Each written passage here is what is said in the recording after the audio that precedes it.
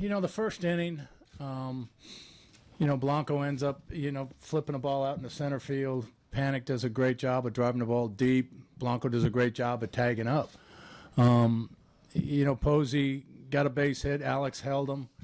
The next two hitters in Sandoval and Pence, both guys, I can't say that those pitches that Shields threw were mistakes. One was a ball down and Pence's was a ball up, but those guys are notorious bad ball hitters, and they both put good swings on it, and he's down 3-0, and then from that point, was okay in the second and third, but was laboring at times with the secondary stuff, commanding his secondary stuff. And normally, when he's really, really good, he's spotting his fastball well and his changeup's dynamite. And he was really struggling to, command his changeup tonight. Another question? Okay, Barry, over here. Hey, Ned, he's still your Game 5 starter, right? Yeah. Okay, thanks. Yeah. Okay. Dave, on the aisle on the right. Ned. All the way on over the here right. on your right. Sorry. I mean, you guys are undefeated in 8-0, but it's not like your games are easy. I mean, every game you're in was a fight. So do you think that helps a lot with your resiliency coming back? No doubt. The first one? We knew that this series was going to be a battle too. I mean, we didn't expect to come in here and sweep the San Francisco Giants. We knew that this was a series that was going to go deep. We know how tough they are. They swing the bats really well. Bumgarner, he was dynamite. I mean, man, was he good tonight. We had an opportunity in the third, and, I was really impressed with the way that he fed off our aggressiveness and just worked up the ladder, to get out of that jam. But he was nails tonight. On this side, Ned, Allison. Ned, this kind of is in addition to what you just were addressing, just that opportunity where you didn't score in the third. Not a lot of great opportunities. You see that one as the biggest missed one? Yeah, that was the biggest one. I mean, after Moose's double, we didn't really have any opportunities to do anything from that point. He just held us down, did a great job of, getting out in front, throwing strikes with really, really good stuff. And we just couldn't do anything with him tonight. Right in the front here, Ron. What is the challenge of facing a bad ball hitter like Pence? They're tough, man. Pence and Sandoval, both of them. You just have to you got to mix your locations. You got to mix your pitches, and you've got to work inside. You got to work down and away. You got to work down. Almost bouncing pitches at times. But his strike zone is so big, it's difficult against a guy like him and Sandoval, especially from the left side. Way in the back, Bill. Ned, in 3 of James's 4 postseason starts, his numbers haven't been as good as they were during the regular season. Yeah. What makes you so confident that you can say, without qualification, he's the guy for Game 5? Well, he's a guy that, we've watched for 2 years. He's a guy that, has a lot of, he's very competitive. And he's a guy that when his stuff is right, he's dominant. He's like, you'll see what you saw for Bumgarner tonight. That's James Shields. And, I've been in this game a long time, and I've seen guys struggle 2 and 3 and 4 times and all of a sudden come out and throw a fantastic game. Jason Vargas has done it. He struggled his 4 starts before his 2 playoff starts, and he's pitched great in the playoffs. So, this is a funny game. You can go out one night and give up 7 runs and come back your next time 5 days around and throw a great game. But you have to know James Shields. You have to know that he's a tremendous competitor.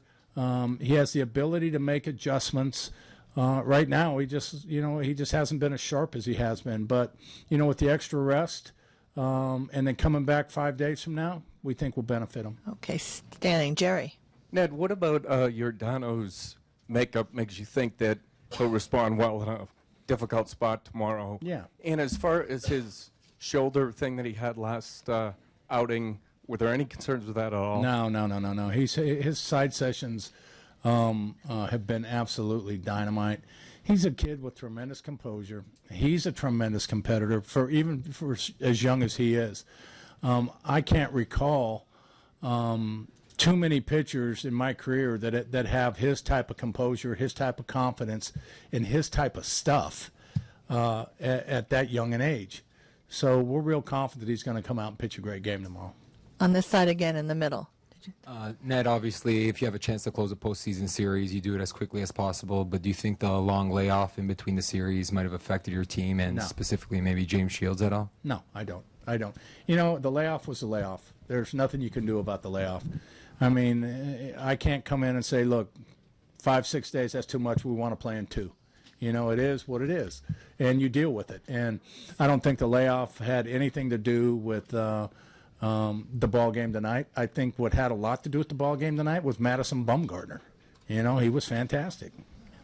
Jeff. Danny was rusty early, but he seemed to find his command. Are you pretty happy with his outing today? Well, yeah, I was really happy with his outing. And what happens with, a little bit here, first inning in the World Series, you're a little amped up, and you got to come out and you got to get settled in.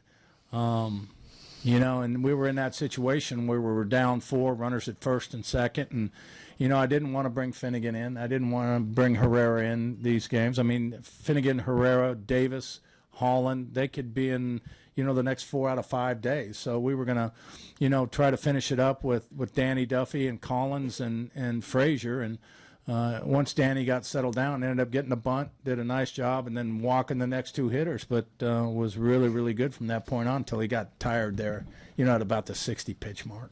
Right in front of me here, Ned. Your defense had been pretty stunning in that first couple of series, and then they were able to take the speed away too tonight. What were they able to do to kind of disrupt that style? Well, we never got on base. That disrupts a lot of things when you don't get on base. So, the old adage is you can't steal first, and Bumgarner did a great job of keeping us off base. And when you do that, we can't utilize our speed. One last one. Barry, last question. To your point about Bumgarner, they made some pretty good defensive plays behind him too. Right. The catch by Blanco out was huge. Right. Do you think they're fairly comparable to you guys in their defensive play? Absolutely. No, I absolutely do. That play that Blanco made and Hosmer, I didn't think there was no way he was going to catch that ball. And he ran it down and caught it, fairly easily. But it was still a spectacular play. But, yes, I think that if you look at both of these teams, we have an advantage in speed, I think, a little bit. But defensively, I think we're very evenly matched, very solid defenders. I think our bullpens are comparable. They got a dynamite bullpen, and their starting pitching's very solid.